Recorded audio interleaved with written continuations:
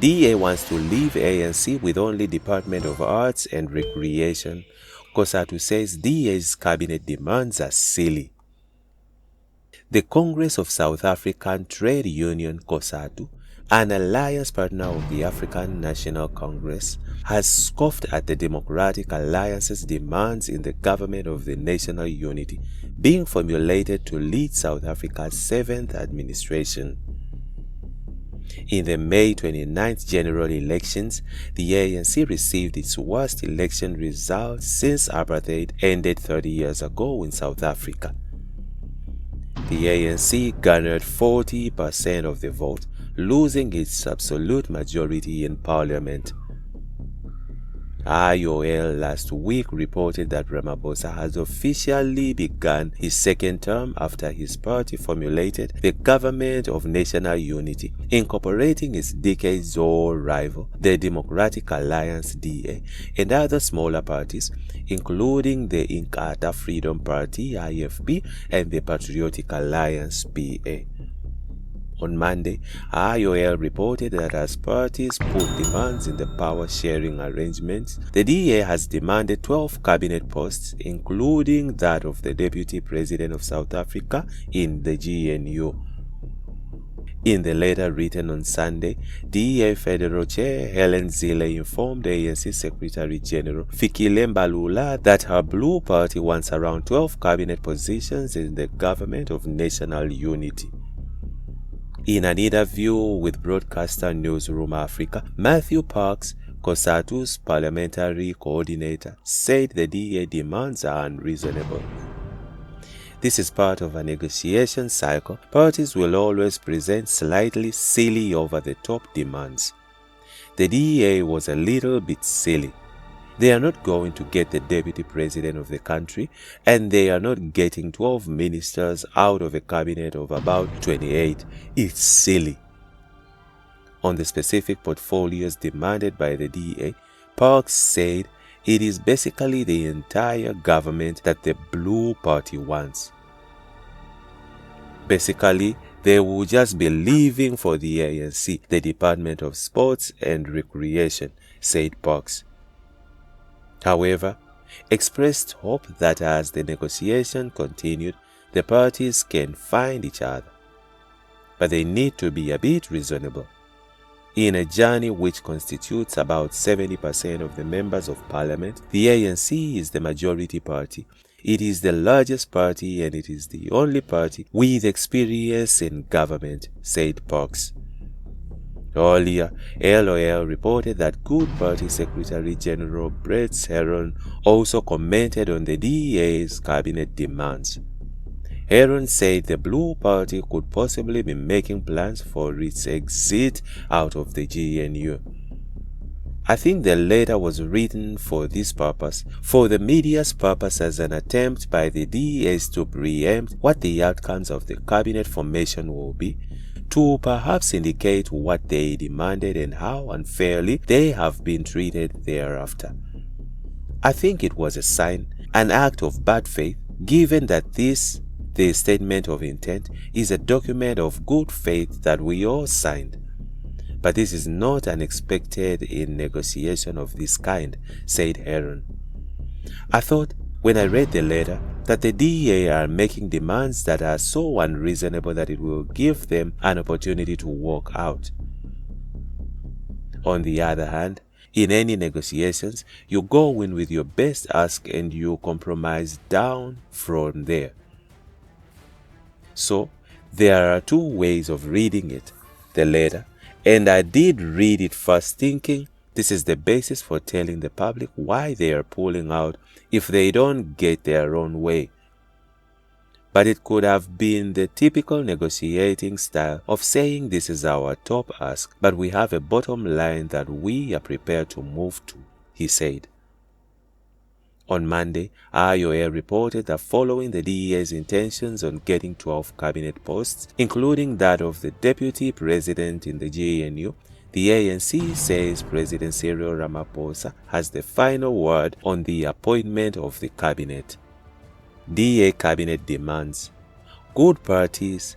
GOOD party says DA could possibly opt out of Government of National Unity. GOOD party Secretary General Brett Theron says his party has not made any demands for cabinet positions after joining the Government of National Unity (GNU) being formulated by President Cyril Ramaphosa. In the May 29th general elections, the ANC received its worst election results since apartheid ended 30 years ago in South Africa.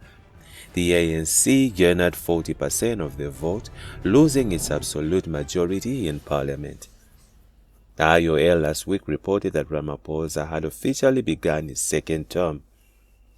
After his party formulated the GNU, incorporating its decades-old rival, the Democratic Alliance (DA), and other smaller parties, including the Inkatha Freedom Party (IFP) and the Patriotic Alliance (PA). At least 10 political parties, including GOOD, have joined hands with the ANC in constituting the Government of National Unity.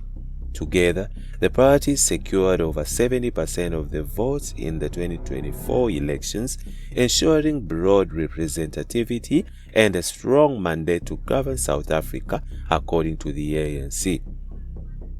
Some of the political parties have, however, publicly demanded specific cabinet ministries in the 7th administration.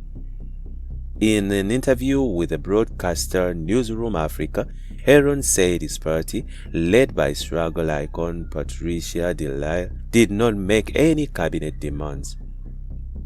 When we engaged with the ANC directly, we did not discuss positions.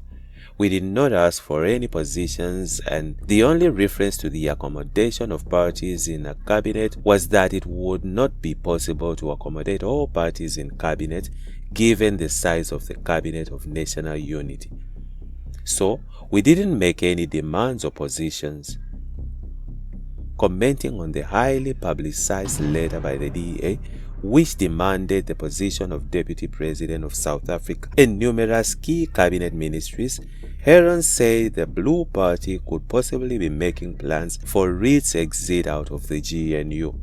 I think the letter was written for this purpose, for the media's purpose, as an attempt by the DA to preempt what the outcomes of the cabinet formation will be, to perhaps indicate what they demanded and how unfairly they have been treated thereafter. I think it was a sign, an act of bad faith, given that the statement of intent is a document of good faith that we'll all signed. But this is not unexpected in the negotiations of this kind, said Theron. DA cabinet demands shake political landscape. The Democratic Alliance's DA demands for 10 cabinet positions, including the vice presidency, has sparked intense speculations and debate within South Africa's political area. As a player in the coalition government, alongside the African National Congress (ANC), the DA's move marks a significant power play aimed at expanding its influence and policy footprint. Professor Purushottam Reddy, who is a public sector specialist at the Graduate School of Business and Leadership, shared insights on this matter and said if you are looking at cabinet seats or even positions in parliament, it should be based on the portfolio of votes that you have received. I think the cabinet posts that you should receive should be based on the support that they have received. Reddy strongly feels that if the ANC, as the former ruling party, gets support, South Africans can do what is necessary to take the country forward to make things work. If you look at governance, there have been a decline, and if we don't watch out, we will become a failure state, Reddy said.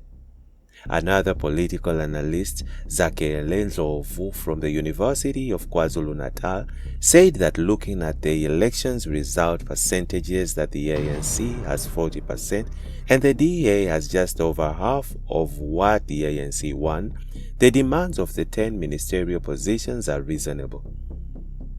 Trevor said looking at the number of votes that the DA won, it gives them that much power. Reddy said everybody has evoked the issue of working together for the betterment of the country. Therefore, if you are negotiating, you will negotiate where you come out the best. You want to extract as much as possible. Reddy further noted that this does not mean that what you want is what you get. The DEA has put it forward that it wants the vice presidency post, but I don't think it's married to the position, where it says either get the vice president position or we're out, or we get 10 cabinet positions or we're out, said Reddy. The DEA is playing hardball at the moment, but I think sooner or later they might accept the posts that they have been offered. From our side, as South Africans, we are hopefully that the negotiations will work, and at the end of the day, the parties will sort out their differences and work together as a coalition government. Reddy said South Africa has been facing numerous challenges as a developing country, and in the last 30 years, it hasn't achieved its full potential post-1994. Furthermore, Reddy said the DEA is fully aware of this and might feel that the ANC government, having lost a lot of support, might be a bit more flexible in dealing with the demands. Moreover, Reddy and Trevor agreed that the DEA might feel that these are the critical issues in the country and that the only way they can make a difference is if they are the coal face as ministers and deputy minister. Trevor and Reddy also noted that the implications are that the ANC could be construed as weak if they do give in to the demands of the DA, which is why they have to be firm in this regard. If they are not assertive enough, they might face similar demands from the other political parties, which are much smaller. They have to be firm in that regard, said Reddy. Reddy said there are 3 major political parties in the Government of National Unity, ANC, DA and IFP, and he does not believe the distribution of cabinet position is going to significantly impact them in working together. Once all this has died down, the parties will work together because they are under pressure from the South African population at large. We want to make government work and we want to make the country work for all of us. Additionally, Reddy said the political parties in the GNU need to reflect, like all South Africans do, on what we want for our country. You can't be going into a coalition or national unity with certain demands, and I think the smaller parties need to ask themselves what they have to offer, Reddy said. The cabinet positions can be distributed by the ANC, IFP and the DA, and the smaller parties could be offered positions in the committee portfolio, said Trevor. Making too many demands doesn't make governance work. We have to look at what people's expertise and skills are in terms of what they have to offer for the betterment of the country, Reddy said. Being a South African and seeing what happened previously, the transition from apartheid to post-apartheid augurs well for these negotiations, he said, adding that our hosting of the Soccer World Cup in 2010 and our handling of the COVID-19 pandemic were not to be dismissed. I think we're doing well and are hopeful. Things will work out. You can't push too hard and you can't go beyond a certain limit, Reddy said. Trevor concluded that the reason the DA is making noise is because they want to be given a chance to prove to the electorate that they can do a much better job. And that's it from Injibs Network. Stay tuned to our celebrity and gossip news.